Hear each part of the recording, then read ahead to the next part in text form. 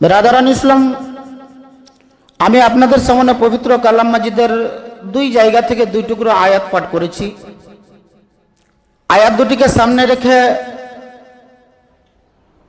আনুষঙ্গিক আরো কিছু পুরানি আয়াত এবং হাদিসকে টেনে এনে ইনশাআল্লাহ আমি আমার জুমার বক্তব্য ইতিরেখা টানব।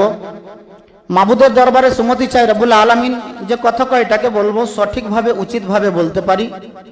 যতজন সামিন শ্রবণকারী সঠিকভাবে শুনতে পারেন, বুঝতে পারেন, সঠিকভাবে বলে বুঝে শুনে তার প্রতি যাতে করে আমরা উভয় পক্ষ আমল করতে পারি, আল্লাহ আমাদের আমিল বানিয়ে দিন। আর একবার বলুন আমিন। সামনের খালি জায়গাগুলো আগে পূরণ করেন, সামনের খালি জায়গাগুলোকে পূরণ করে দেন, তারপরে পেছনে বসবেন। পরবর্তীতে যিনারা আসবেন তাদেরকে ডেগিয়ে আসতে হবে এরকম সুযোগ দিয়েন না, সামনের জায়গাটা পূরণ করেন। ব্রাদারান ইসলাম, আল্লাহ পাক রব্বুল ইজ্জাত তার অগণন মখলুকাতের মাঝে থেকে আমাদেরকে শ্রেষ্ঠত্ব দিলেন। এমন শ্রেষ্ঠত্ব দিয়েছেন, শুধু একটাই শ্রেষ্ঠ করে রেখে দিয়েছেন এমন কথাটা নয়। আপনার মতো লোক, আমার মতো লোক, আমরা বড় ভাগ্যবান যাদেরকে আল্লাহ পাক রব্বুল আলামিন স্বয়ং নিজেই ঘোষণা করে বলছেন নাস্তাফাইনা মিন ইবাদিনা, আমি বহু উম্মতের মাঝে থেকে, বহু মানুষের মাঝে থেকে আমি এরাকে করলাম কি, নির্বাচন করলাম, বাছাই করলাম। কেন? যে এরাকে আমি শ্রেষ্ঠ করব। এমন শ্রেষ্ঠত্ব পেলাম আমরা কি করে? যদি এক এক করে দেখতে যাই তাহলে আমরা সর্বপ্রথম যে কিতাবখানা পেলাম সেই কিতাবখানা হলো শ্রেষ্ঠ কিতাব। তারপরে আমরা যে নবীকে পেলাম সেই নবী হলেন শ্রেষ্ঠ নবী। তারপরে ওই নবীর উম্মত হওয়ার দরুনে আমরা যখন দেখি তো আমরা হচ্ছি শ্রেষ্ঠ নবীর শ্রেষ্ঠ উম্মত। তাহলে আপনার মতো ভাগ্য আর কয়জনার? কে এত বড় ভাগ্যবান? পৃথিবীর মুখে আপনার মতো নসিবওয়ালা আর কেউ নেই। এই কথাটাকে আপনি মাথায় রাখুন। আর আপনি একবার বিবেচনার দাড়ি পাল্লায় রেখে যে তাহলে আমি যদি শ্রেষ্ঠত্ব হই তাহলে আমার এই শ্রেষ্ঠত্ব বজায় রাখতে হলে গেলে পারে আমাকে কেমন ভাবে আমার জীবন যাপন করতে হবে, আমার জিন্দগিটা কেমন কাটাতে হবে, এই নিয়ে একবার বিবেচনা করুন। আল্লাহ পাক রব্বুল আলামিন কি বললেন?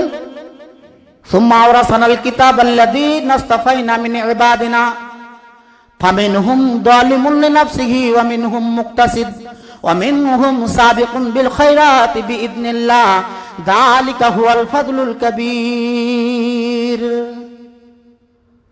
আমি এরাকে ওয়ারিস বানালাম।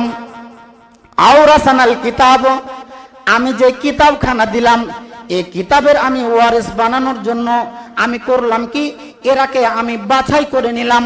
আর বাছাই করে নিয়ে আল্লাহ পাক রব্বুল আলামিন আফসোস করে বলছেন, আহারে যারাকে আমি এত সুন্দর করে সমস্ত পৃথিবীর উম্মাতদের ভিতরে আমি এরাকে যখন বাছাই করলাম তারপরে এরা তিন দলে বিভক্ত হয়ে গেল। ফামিনহুম যালিমুন লিনাফসিহি ওয়া মিনহুম মুকতাসিদ ওয়া মিনহুম সাবিকুন বিল খায়রাতি বিইذনিল্লাহ যালিকা হুয়াল ফাদলুল কাবীর। তিন দলে এরা বিভক্ত হলো। তিনটি দলের ভিতরে একটি দল কারা? ফামিনহুম যালিমুন লিনাফসিহি, একটি দল হলো তারা যারা নিজের নফসের উপরে জুলুমবাজি করে দিয়ে থাকে, যারা নিজের আত্মার উপরে জুলুমবাজি করে তার মানে কি এরা মদ খাওয়াতে পিছিয়ে থাকে না, এরা লটারি কাটাতে পিছিয়ে থাকে না, এরা সুদখোরিতে পিছিয়ে থাকে না, গীবতকারীতে এরা পিছিয়ে থাকে না, এরা চুগলখড়িতে পিছিয়ে থাকে না, এরা মালমারিতে পিছিয়ে থাকে না, এরা বাটপারিতেও পিছিয়ে থাকে না, এরা সদা সর্বদাই যাবে নিজের নাফসের ওপরে জুলুমবাজি করে দিয়ে আসে। এরা কারা? তো ফামিনহুম জালিমুন নাফসিহি, যারা নিজের নাফসের ওপরে জুলুমবাজি করলো, এরা হলো একটি দল। আল্লাহ পাক রব্বুল আলামিন দ্বিতীয় দলের কথা বলতে গিয়ে বলছেন ওয়ামিনহুম মুক্তাসিদ, আর একটি দল হলো কারা? তারা হলো সুবিধাবাদী। সুবিধাবাদী আবার কারা জি? সুবিধাবাদী কারা? সুবিধাবাদী এদের ভিতরে একটা দল। এরা কারা? তো এরা হলো ওই লোকটা যখন সময় হয়, সুযোগ হয়, রমজান আসলে রোজা রেখে দেয়, সময় হয়, সুযোগ হয়, জুমার দিনে হাজরি দিয়ে দেয়, মাঝে মিশালে হয়তো ওয়াক্তিয়ানা নামাজও মাঝে মিশালে পড়ে দেয়, কখনো মসজিদ মাদ্রাসার উদ্দেশ্যে 100, 200, 500, 1000 টাকা এরা লাগিয়ে দেয়।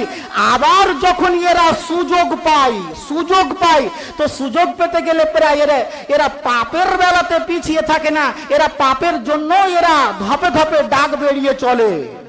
আপনি বলবেন বুঝে পারলাম না, কথাটা বুঝে আসলো না।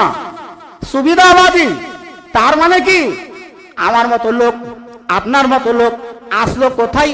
তো মসজিদে আসলো। মসজিদে কেন আসলো? জুমার দিন জুমার নামাজ পড়তে আসলো। আর জুমার নামাজ পড়তে বসে ওই জায়গাতে আনফাল করলো কি, আতফাল করলো কি, জুনাইদ করলো কি, জামিল করলো কি, ওরা মোবাইলটাকে ওখানে রেখে দিয়ে উজু বানাতে শুরু করলো। আর উজুটাকে করে দিয়ে নামাজ পড়তে চলে আসলো। আর নামাজ পড়ে দিয়ে যখন যাচ্ছে, যা মোবাইল নেই। মোবাইল কোথায়? তাড়াতাড়ি করে ফোন লাগাচ্ছে, অলরেডি সুইচ অফ। কে এসেছিল এখানে গো? কে এসেছিল? কোন লোকটা এসেছিল? কোন ওয়া জাতি, কোন ওয়া মুসলিম, কোন গায়ের মুসলিম, কোন একটা লোক এই জায়গাতে এসেছিল? আসেনি। এই জায়গাতে এসেছিল কে? এই জায়গাতে যতটুকু এসেছিল আমরা বলছিলাম কি এরা সব কয়টাই হলো মুসল্লি। এতে 4 রাকাত নামাজ পড়লো, আর পড়ার পরে একটুকু সুযোগ পেতে গেলে পরে হাত মেরে নিল। আপনি বলবেন এরকম হয়?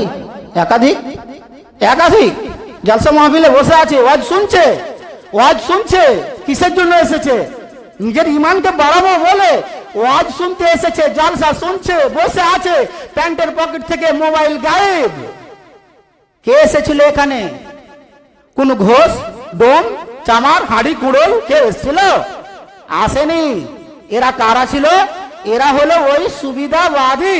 এরা সুযোগ পেতে গেলে পারে একটুকু নেকির কাজও করে দেয়, আর সুযোগ পেতে গেলে এরা পকেট মারিও করে দেয়।